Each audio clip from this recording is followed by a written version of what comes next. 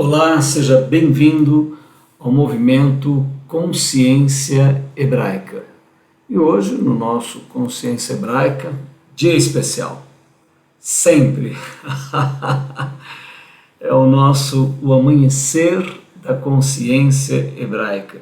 Estamos no episódio número 24, hoje é 16 de dezembro de 2020. E eu queria dar as boas-vindas a você. Seja bem-vindo ao nosso canal. Nós estamos fazendo uma verdadeira epopeia, uma verdadeira odisseia, a história da humanidade, a história de um povo, a história de uma influência, uma cosmovisão, uma cosmogonia. Gonia é origem, uma origem da beleza e da harmonia do universo, uma visão do cosmos, da beleza e da harmonia pela lente hebraica, pelos olhos hebreus. E nós estamos num momento empolgante do nosso trabalho, onde as constituições, aquilo que é de cósmico, de universal, as grandes estruturas estão sendo lançadas. É um momento muito importante para você criar dentro de você essa magnífica cosmovisão. Você precisa, para viver, para a tua existência tomar significado, para que haja sentido, direção, propósito, missão. São palavras que você não vai encontrar simplesmente com as atividades corriqueiras. Claro, elas são importantes, o trabalho, a empresa, os filhos, né? A educação acadêmica, tudo isso sem dúvida nenhuma, faz parte da nossa vida e tem o seu valor. Mas todas essas coisas entrarão em declínio mais cedo ou mais tarde. Filhos casam, aí existem as síndromes dos ninhos vazios, você já não é mais reconhecido pelo sobrenome através da empresa, né? O Pedro da Volks, o Antônio da Ford. Então as coisas vão passando e aí a pergunta, qual que é o sentido desses anos todos? Qual é o sentido do cosmos? Qual é o sentido da existência humana? Então, evidentemente, o universo não foi criado para você ser promovido a gerente ou para você ganhar o prêmio de vendas do ano 1900 e tal, né? Este é um sentido auxiliar, mas não é um sentido principal. E aqui no nosso amanhecer você tem a grande oportunidade de olhar para uma visão de mais de 6.000 anos, de cultura muito mais do que isso, porque a história do homem se perde na história do próprio planeta, enfim. A cultura hebraica antiquíssima, e aqui nós vamos estabelecer uma visão que vai dar sentido. Nós estamos num momento muito interessante. Estamos ali no Gênesis. A palavra Gênesis é o princípio, as origens, o início de todas as coisas. E eu sei que parece um pouco abstrato, mas ao compreender a origem humana, a compreender a constituição da natureza humana, ao compreender as bases, as estruturas que irão edificar a civilização humana, você vai ter no teu dia a dia um outro motivo de viver, um outro significado para viver. Então, estamos vendo o Gênesis do genial Moisés, vendo as estruturas fundamentais da civilização, da natureza humana, o sentido fundamental da vida do ser humano na Terra. Isso pode levar você a um novo nível de motivação, um novo nível de fé, um novo nível de visão do teu próprio interior, de autocompaixão das tuas falhas, de compreender a tua natureza, de compreender melhor os outros. Enfim, tudo isso está disponível para nós e nós então vamos retomar no nosso encontro. Sempre fazemos uma pequena introdução, os ventos da nossa consciência hebraica. Por que chamamos o movimento de consciência hebraica? Das 4 potencialidades humanas, a distintiva do animal que somos é essencial. Nela, 4 expressões, a consciência. Por isso, uma das mais importantes manifestações do animal que somos. arbítrio, vontade, amor, a mais importante de todas. Hebraico para nós não significa uma cultura local. Hebraico é a universalidade da espiritualidade humana. Judaico, sim, a história de um povo no Oriente Médio, e nós vamos ver como essas duas coisas se distinguem, o universal versus o local. Mais ou menos como a música clássica ou a filosofia, gerada por um povo, mas pertence a toda a humanidade, é a essência da humanidade, na verdade, a música clássica ou a filosofia. Sim, Jesus foi apresentado muito a grego, os pais da igreja, Agostinho, Aquino, Lutero, tiveram uma visão muito helênica das escrituras, né? Greco-romana, uma visão que nós precisamos voltar a ver um Jesus à hebraica. Esse é o objetivo do Consciência Hebraica, buscar um olhar original de Jesus sobre a espiritualidade humana, a lente hebraica, o olhar hebraico. Venha com a gente, veremos o início de tudo, né? O Amanhecer é o curso que dá a grande fundamentação de todas as coisas. Boa viagem no nosso avião supersônico crístico que vai invadir hoje áreas maravilhosas, né? Então, o que nós estamos trabalhando aqui no tópico atual, né? Nós vimos alternativas de olhares sobre textos hebraicos antigos falando sobre a origem do ser humano e os elementos que a ciência nos traz hoje. Vimos a classificação e o arco evolutivo do ser humano pelos textos hebraicos. E que estamos trabalhando nesse momento, né? Surgiu um tópico ali atrasado, vimos um grande resumo do surgimento da espécie animal hominal. Veremos a descrição hebraica da estrutura formativa do ser humano, que possibilitará a autoconsciência e o seu arbítrio. Então, os pontos fundamentais, né, nesse tópico, nós estamos vendo o animal que somos. E a capacidade de escolha é uma das principais elementos da vida humana. O que você anda escolhendo? Que caminhos hoje representam a tua vida? Qual a tua história, a tua narrativa? Qual a tua meta-narrativa, aquilo que está englobando toda a tua história? Qual o sentido da tua existência? Pelo que você tem lutado? Pelo que você tem trabalhado? Qual é o sentido da tua vida? Que poderia ser escrito ali na lápide, que representaria todos os teus esforços.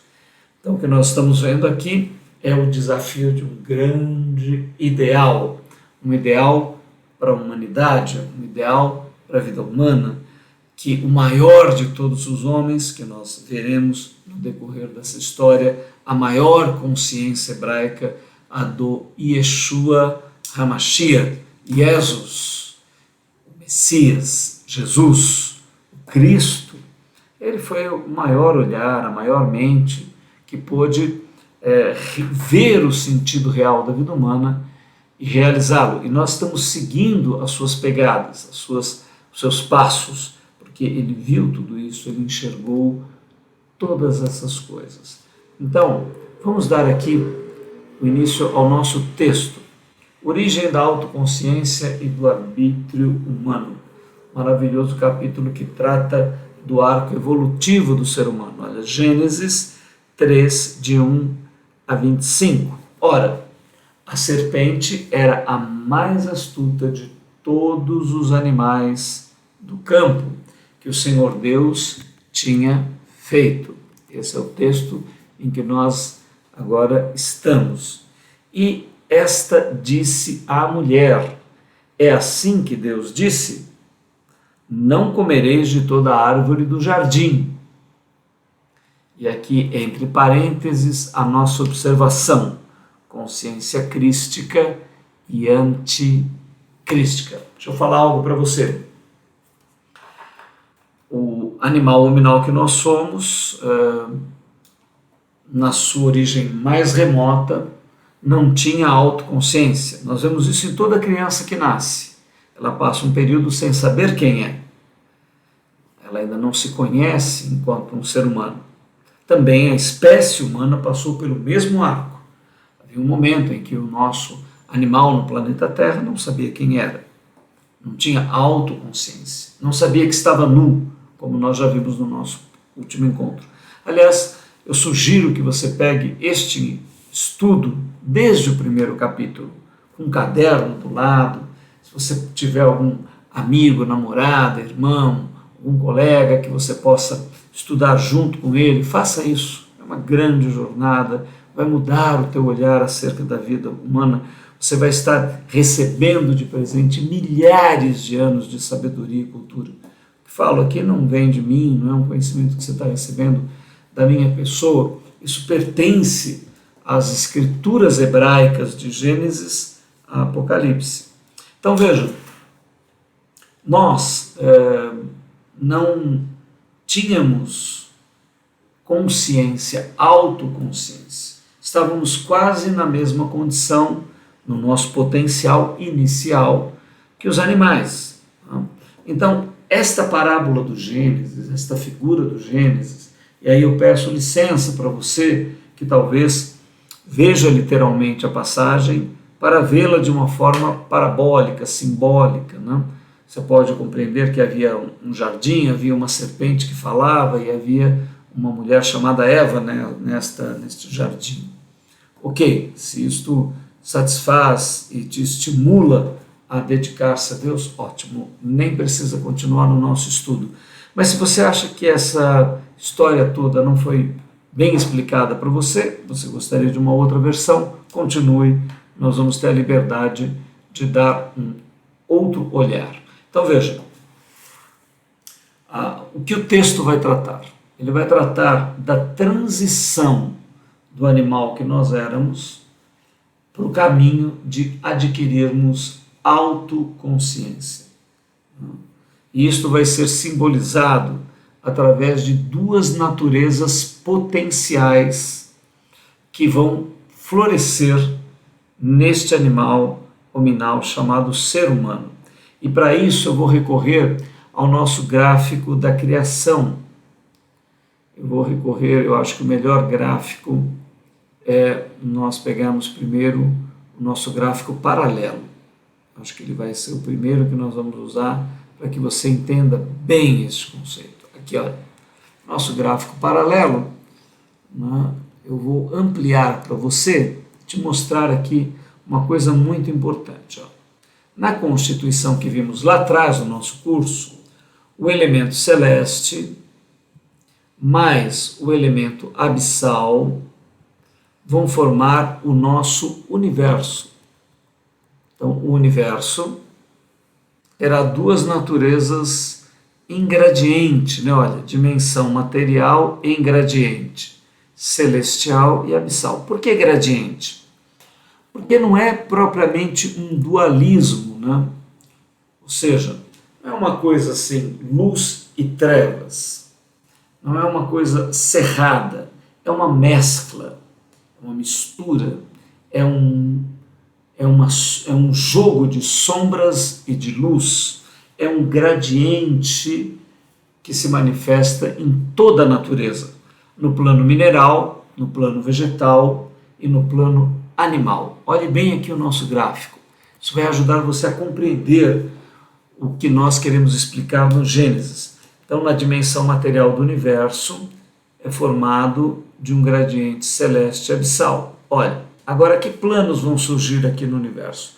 O plano mineral. Só que o plano mineral, ele vai ter consciência do celeste e do abissal? Não, porque ele não é um plano autoconsciente. E o vegetal? O vegetal tem vegetais que são mais celestiais ou mais abissais. Você pode ver isso da maneira que você quiser. Plantas que envenenam, plantas que dão vida, que dão alimento. Enfim, princípios que são de vida e de morte presente nos vegetais. Ou seja, elementos celestes e abissais compondo a natureza.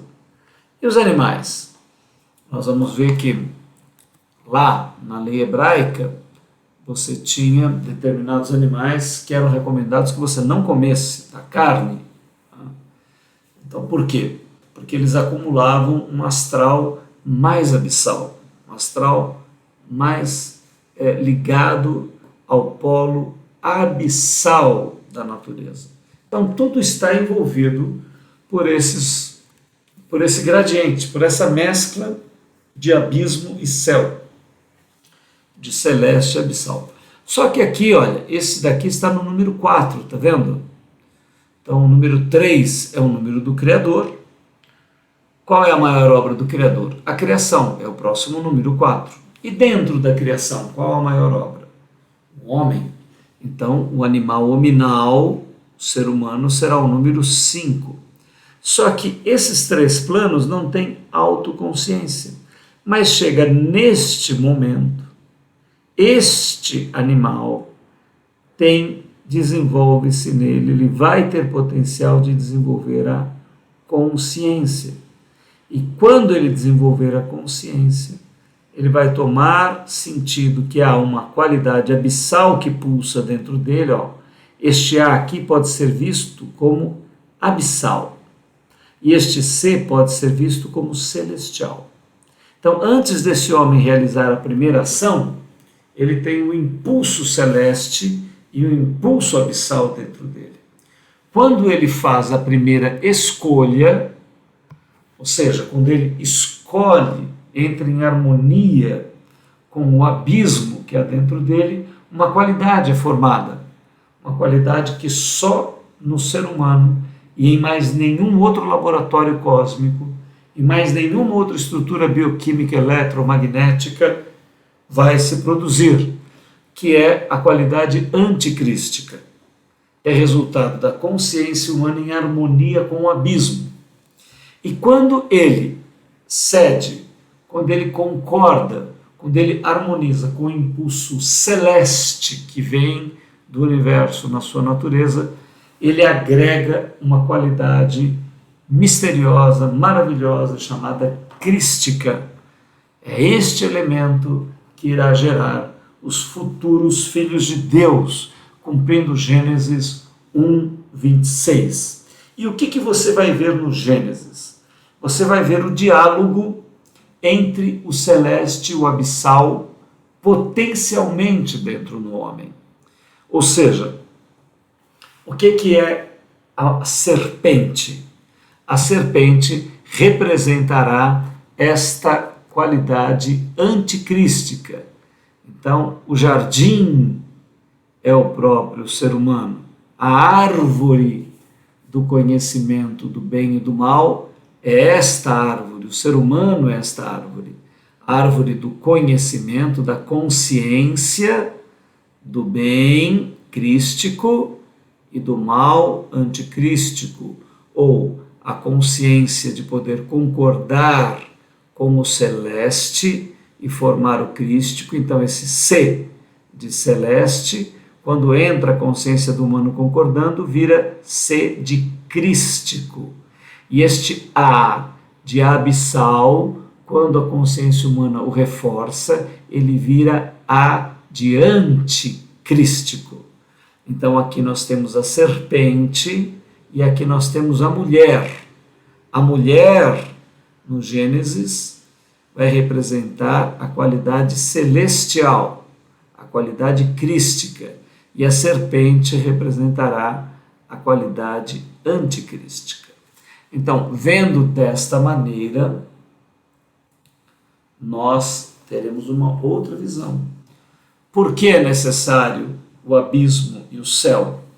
Porque Yahvé Elohim Adonai, a divindade, o nosso Pai Celestial, ele formou o abismo, ele formou os céus, ele manifestou os céus, porque era necessário que um animal surgisse em um planeta e ele não fosse um ser autômato, um ser comandado por uma única natureza.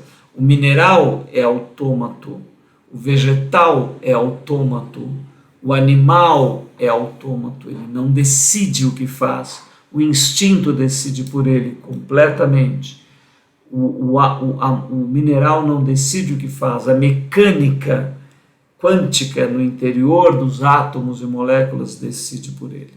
E o vegetal não decide o que faz, mas a sensibilidade, a vida, a biologia vegetal é que define os seus movimentos.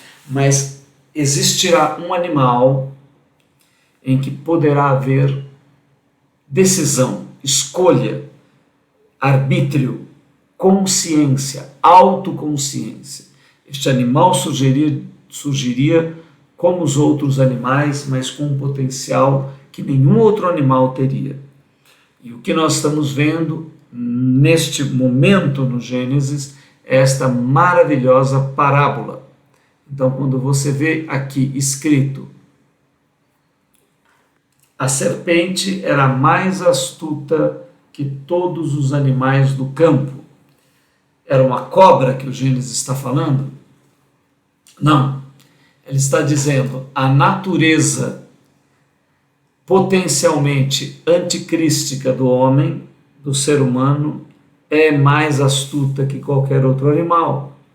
Isto é uma verdade. Olha o domínio que este animal conseguiu sobre todos os outros, por causa da nossa natureza serpentina, da serpente que nós somos. Lá na frente os profetas dirão: raça de víboras. É uma figura apenas? Não, está descrevendo que nós somos produtos de uma natureza anticrística no nosso interior. E o Messias era chamado o Cordeiro de Deus, porque ele representa um outro animal que representa a nossa qualidade crística. Então, quando nós vemos o texto dizer: ora, a serpente era mais astuta que todos os animais do campo que o Senhor Deus tinha feito, e esta disse à mulher. Então, a natureza potencialmente anticrística disse à mulher, que é potencialmente a natureza crística. É assim que Deus disse: não comereis de toda a árvore do jardim. Olha, aqui começa uma sutileza, uma maneira de escrever, uma forma de composição literária que é inacreditável. Um texto antiquíssimo como esse, com uma sabedoria dessa. Você vê, qual foi a fala de Deus no Gênesis? De todas as árvores do jardim comereis. Agora, a serpente, como é o princípio contrário, ela vai montar a frase de maneira contrária. Observa como ela monta a frase. Olha, ela diz assim: é isto que o Senhor Deus, ora disse a serpente, é assim que Deus disse: não comereis de toda a árvore do jardim. Então aqui está representando a consciência crística e a anticrística. A mulher representando o potencial crístico humano. A serpente representando o potencial anticrístico do ser humano. E isso antes de que este animal despertasse. Por quê? Porque é comendo do fruto que ele despertará. E qual é a natureza que despertará primeiro no ser humano? É a da mulher? Não. A natureza ativa que levará ao despertar é a serpente.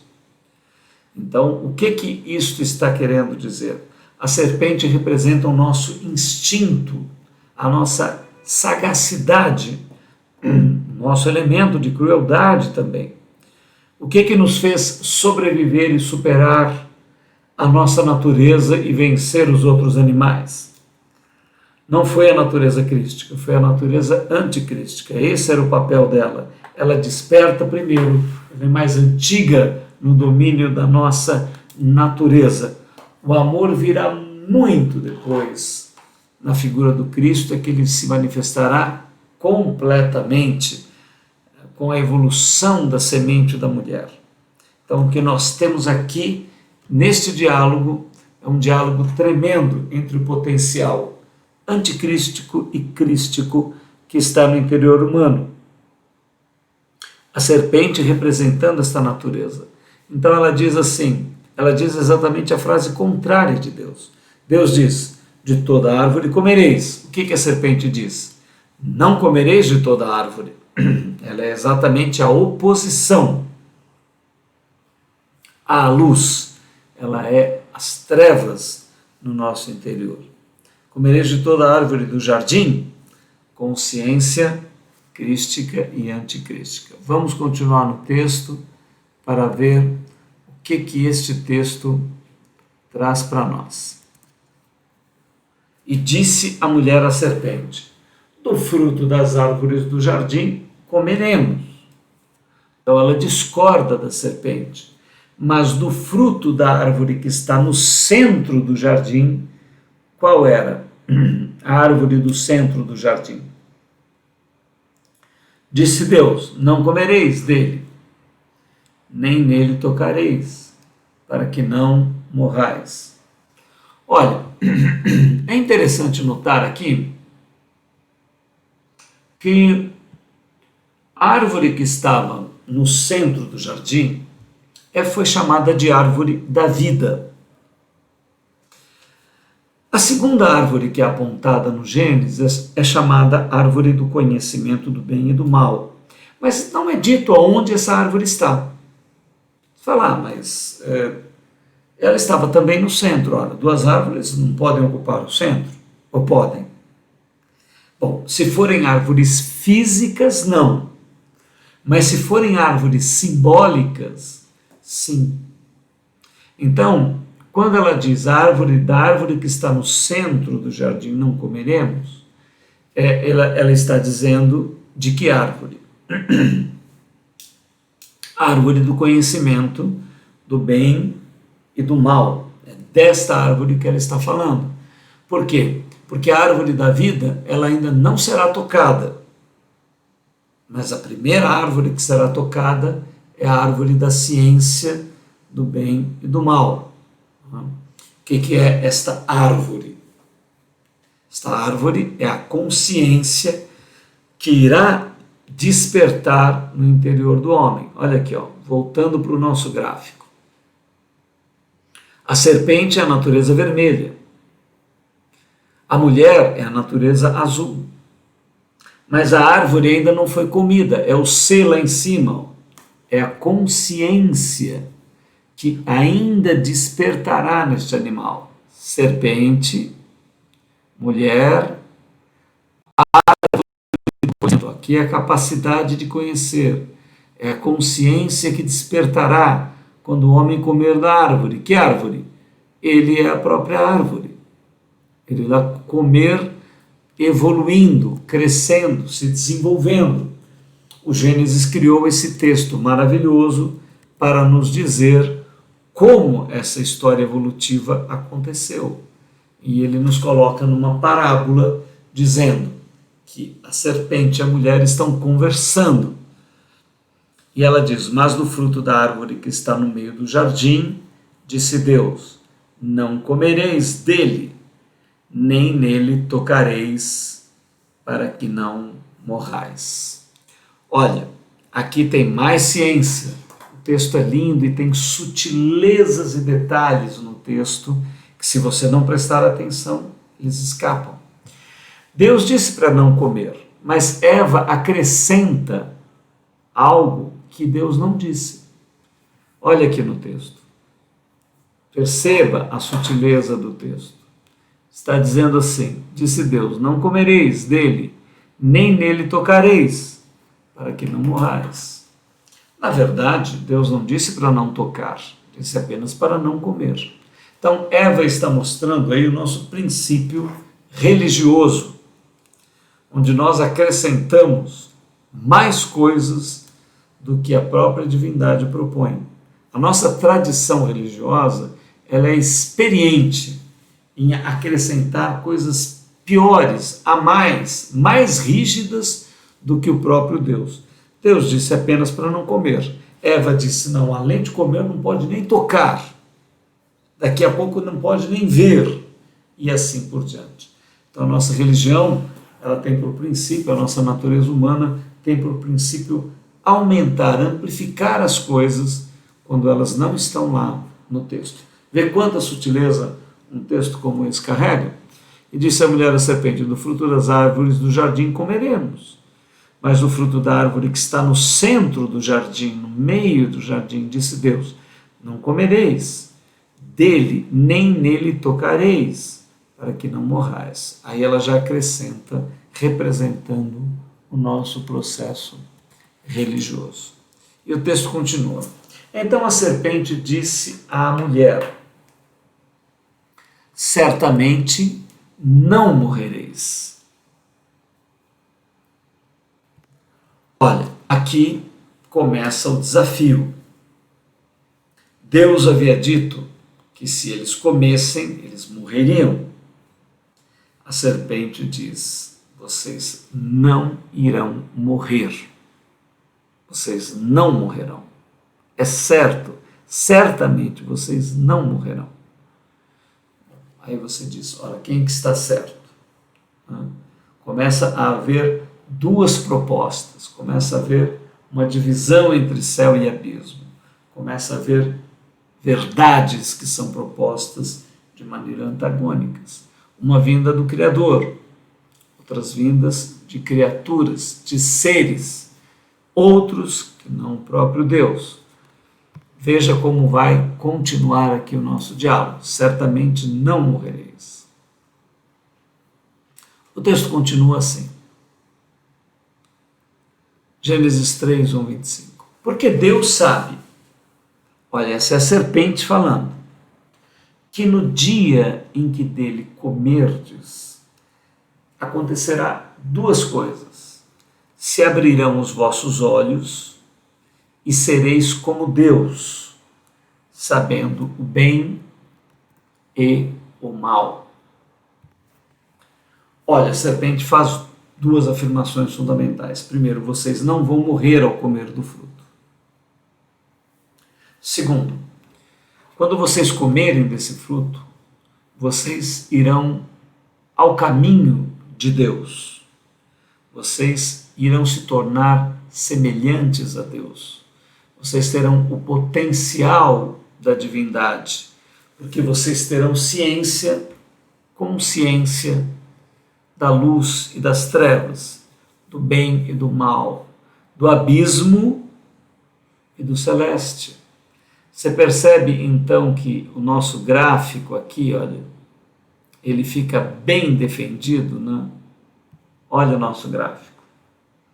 Quando vocês comerem da árvore do conhecimento do bem e do mal, ou seja, quando vocês evoluírem como animais e alcançarem a consciência, vocês irão comer desta árvore automaticamente. E aí vocês terão ciência do bem e do mal, da luz e das trevas, do celeste e do abissal, do crístico e do anticrístico.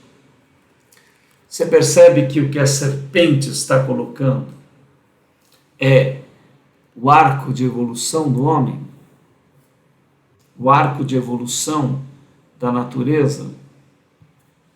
Você percebe que esta parábola do Gênesis envolve o próprio Deus, se coloca nesta parábola. O texto é intuído por Yahvé Elohim Adonai. Ele é que cria a parábola na mente de Moisés e a projeta nos textos. Um ser humano não produziria um texto desses com tanta sabedoria. Então o próprio Deus se coloca como um dos elementos da parábola. E a serpente está dizendo que a evolução ocorrerá, que haverá um despertar daquele animal quando eles comerem da árvore. Então você percebe que isto era inevitável. Não significa que Deus não queria que o homem comesse da árvore, como nós dissemos nos capítulos anteriores. Quando Deus diz para não comer, ele chama a atenção do homem para um ato que é impossível de não acontecer. Quando ele diz não, ele está dizendo sim. Por quê?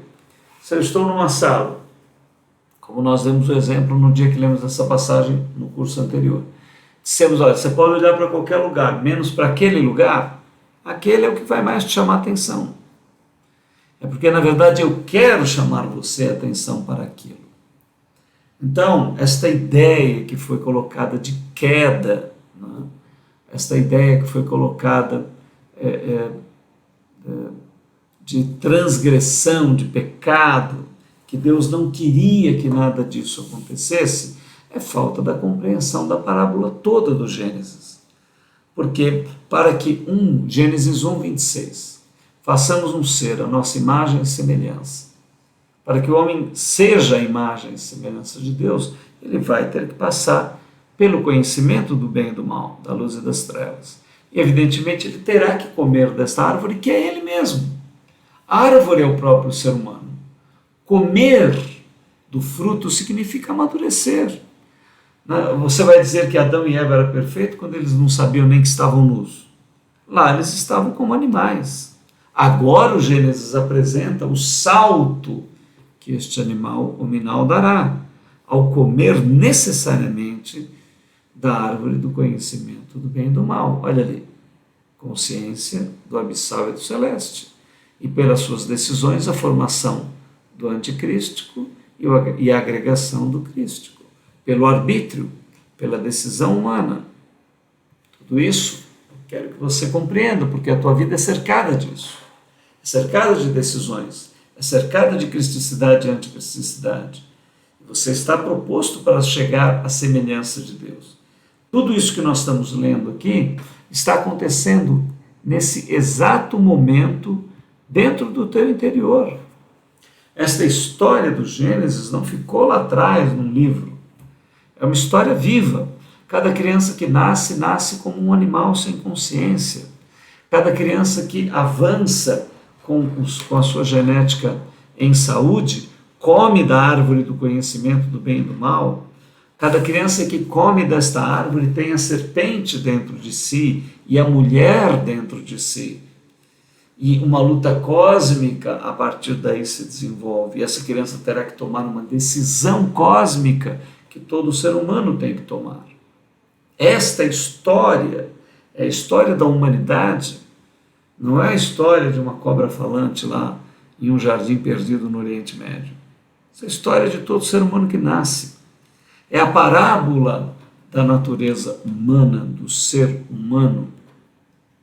Por isso que nós estamos calmamente vendo isso. Se você compreender profundamente isso, você estará compreendendo a sua natureza, as tuas decisões, as decisões que você toma. Olha aqui, porque Deus sabe que no dia em que dele comerdes, se abrirão os vossos olhos e sereis como Deus, sabendo bem e o mal. E viu a mulher que aquela árvore era boa para se comer e agradável aos olhos, e árvore desejável para dar entendimento, e tomou do seu fruto, e comeu, e deu também a seu marido, e ele comeu com ela. O que eles acabaram de fazer? Era necessário que se comesse desse fruto. A árvore do bem e do mal é o próprio ser humano. Comer do seu fruto é a evolução natural deste animal. A serpente despertará primeiro, a mulher conduzirá em segundo a evolução em gradiente de luz e trevas que está presente na vida humana, na vida de cada criança. Por isso que o homem já nasce morto espiritualmente. Não é necessário que a criança cometa nenhum pecado. Ela já nasce com a natureza bipartida, com uma natureza em gradiente de luz e trevas. Só mesmo agora, com o trabalho de Freud, na psicanálise, aqui se olhou para a criança não como um anjo de bondade, mas a criança com vários impulsos egocêntricos. A criança, a princípio, é muito egoísta, muito egocêntrica, centralizadora de tudo e de todos. Por quê? Porque foi a serpente que despertou primeiro. Ela é que leva a se comer da árvore. A mulher acompanha. O homem representa a evolução da própria consciência humana. Então, se você olhar para esse texto, você verá aí o arco de desenvolvimento humano. E viu a mulher que aquela árvore era boa para se comer e agradável aos olhos, árvore desejável para dar entendimento. Tomou do seu fruto e comeu, e deu também a seu marido, e ele comeu com ela. Então, o texto continua dizendo: então foram abertos os olhos de ambos. Ora, observa que o texto fala, olha, então, eles ao comerem morreram. Deus havia dito que se eles comessem, eles morreriam. A serpente disse que se eles comessem, se abririam os olhos. Então, quando eles comem, então acontece o quê?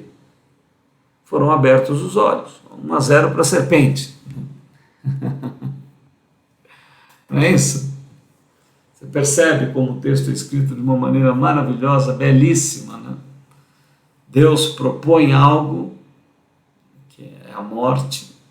Depois nós vamos entender que esta morte, na verdade, representa a morte espiritual. Por quê? O animal não sabe que vai morrer. O homem que come da árvore do conhecimento do bem e do mal, este morre. Porque agora ele sabe que vai morrer. Ele tem consciência que vai morrer. E além da morte física, haverá uma segunda morte, que lá na frente o Apocalipse irá revelar, que é a morte espiritual. Mas, a princípio, os olhos são abertos, a serpente está corretíssima. Quando eles comem, os olhos deles se abrem. E antes eles não sabiam que estavam nus, não tinham nem autoconsciência, agora eles terão autoconsciência. Eles saberão olhar para si, terão pudor, terão regras, haverá um princípio consciente, norteador. E toda a cultura humana onde ela se manifestou, existiram códigos de ética, de moral, regras, decisões, o certo e o errado. Ou há alguma cultura humana onde isto não exista?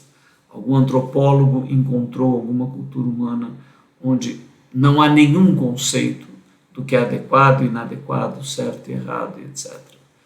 Todas as culturas, em todos os povos, têm conceitos parecidos com isto. Então, observe a riqueza, a beleza, como o texto é maravilhoso e vai nos revelando tudo isso. Então foram abertos os olhos de ambos e aí conheceram que estavam nus. Ou seja, agora eles deixaram a condição de animais hominais e foram cozer folhas de figueira e fizeram para si aventais. Olha, muita coisa nós poderíamos dizer dessa parte do texto, né? O homem tenta cobrir a sua nudez usando de seus próprios recursos, só que com folhas vegetais. O vegetal seca logo. Você arranca a folha de qualquer coisa, ela se seca. Então o homem começa a descobrir o vazio existencial, um buraco dentro de si, e ele tenta tapar esse buraco com elementos do tempo. Então, normalmente, cercamos a nossa vida de afazeres, filhos, trabalho, estudos, faculdade, todas essas coisas horizontais, e tentamos tapar esse buraco, dando sentido à nossa vida.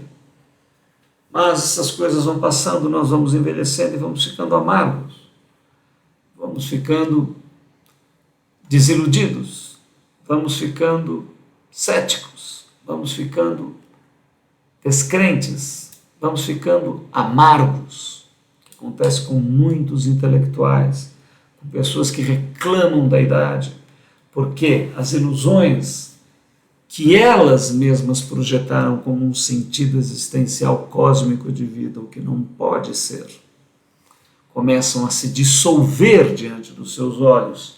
A beleza, a vitalidade, a maestria, o reconhecimento e muitas coisas que vão desaparecendo dos seus olhos, e o grande buraco que tentaram tapar durante muitos anos, preenchendo com coisas passageiras, se apresenta com todo o seu esplendor, um buraco de trevas, porque o sentido da vida não foi encontrado.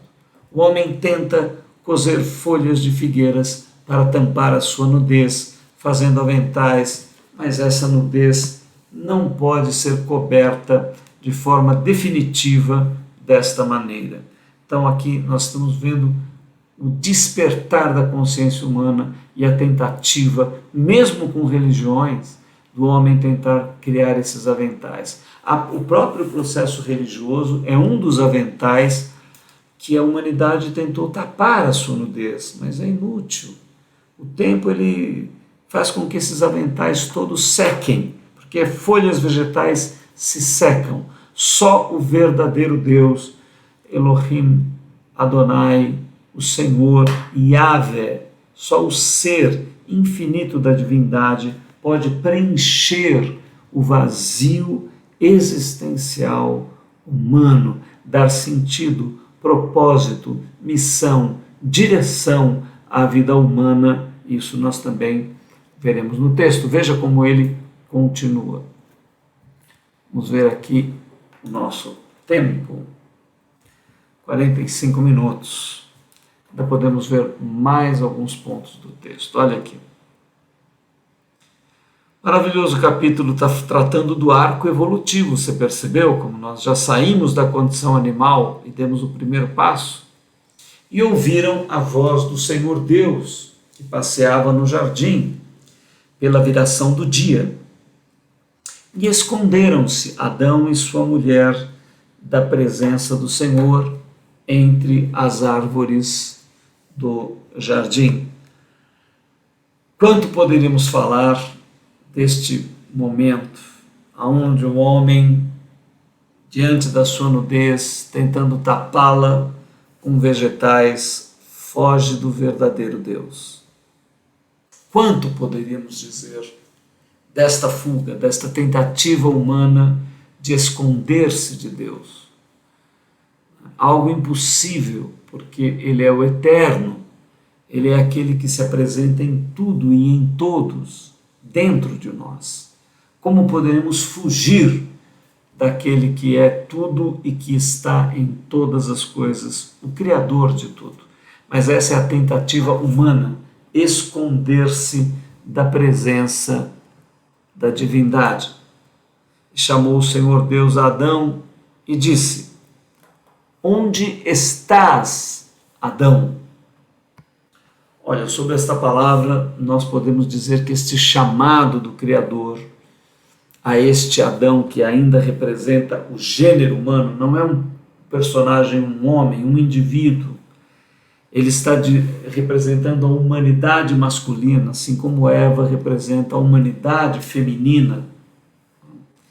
E Deus então lança a sua pergunta para um homem tentando se esconder, para um ser humano que tenta se esconder de si mesmo, do seu propósito, do seu sentido, da sua vida. Ele diz: aonde você está, meu amigo? Ou seja, aonde você está representa muito mais um nível de consciência. Onde você está cosmicamente, tentando se esconder de mim. Onde você está existencialmente, não encontrando o verdadeiro sentido da tua vida. Onde você está no seu grau de consciência, ocupando-se de tantas coisas, quando na verdade você precisa cobrir a sua nudez, a única coisa necessária, e não é sem mim que você fará isto. Aonde você está? Aonde estás? E ele disse: ouvi a tua voz soar no jardim e tive medo, porque estava nu e me escondi. Deixa eu falar para você. Só há dois caminhos possíveis para a atitude humana diante da vida. O caminho do amor, que é o caminho do encontro, que é o caminho da entrega, que é o caminho da fé, que é o caminho da harmonia, e o caminho do medo. Observe bem que Adão e Eva, escondendo-se do Criador, com aventais de vegetais da sua religiosidade, das suas horizontalidades, responde: ele está ele ouve a voz de Deus, isso não cria conforto dentro dele, mas cria desconforto, e ele tem medo. Por que será que nós temos medo da divindade? Por que será que nós fugimos de Deus? Você tem medo de perder a tua liberdade, o uso do teu corpo? Você tem medo de perder a tua ação de realizar o que está diante dos teus olhos? Você tem medo de que ao fugir do Criador? Que você quer esconder, que você não quer entregar, que está representando este medo, o caminho do medo. Porque nós escolhemos, porque a humanidade escolheu o caminho do medo ao invés do caminho do amor. Ele diz: tive medo. Por quê? Porque eu estava nu e então me escondi. Por que ao nos sentirmos nus, insuficientes, incompetentes, por que nós dissimulamos? Por que nós não confessamos ao Criador a nossa nulidade, a nossa dificuldade, a nossa nudez, os nossos problemas, as nossas falhas, os nossos pecados? Por que humildemente não nos entregamos ao Criador nas nossas deficiências? Por que nos escondemos, fugimos? Queremos esconder do Criador aquilo que somos. Por que queremos nos apresentar religiosamente cheirosos, bonitinhos, impecáveis, quando na verdade não é isso que nós somos? A religião é um grande esforço do homem mentir para si mesmo e para o seu Criador. Porque se ele for sincero, ele se apresentará nu diante de Deus. Ele não tem com que se vestir. Os vegetais não conseguem tampar a nudez humana. E ele disse: ouvi tua voz soar no jardim e tive medo, estava nu e escondi-me. Muito bem, nós fizemos um bom caminho até esse ponto do texto. Já temos aqui bons minutos avançados e agora vamos encerrar. Já estamos com 52 minutos. Não perca o nosso próximo capítulo.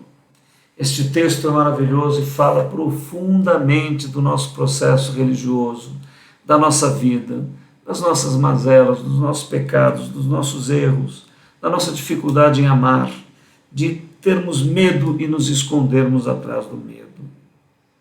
E o texto vai falar de um encontro, de perdão, de misericórdia, de muitas coisas que nós podemos ter.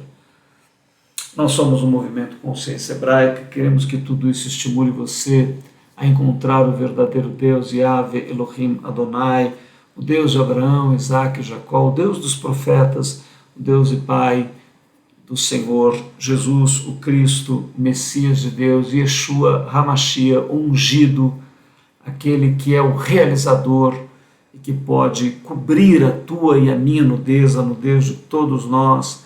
Por isso ele foi desnudado na cruz, para que a sua humilhação, o seu desnude, pudesse nos vestir com uma roupa de glória e esplendor, para chegarmos a filhos de Deus, cumprindo Gênesis 1:26. Conheça-nos nas redes sociais, se você ainda não nos segue. Estamos lá no YouTube, Consciência Hebraica. Você pode também entrar no Telegram. Tudo que nós já publicamos está lá. Também o Instagram e o Facebook, estamos aperfeiçoando essas redes. Nós queremos que a vida infinita ressoe dentro de você, que você encontre Yahvé, Elohim, Adonai, Yeshua HaMashiach. Nós desejamos a você o Salem Aleikum, ou seja, que a paz esteja com vocês, o Shalom Adonai, a paz do Senhor, para que dentro do teu interior a maior de todas as realizações aconteça e o grande encontro com a vida infinita. Até o nosso próximo encontro.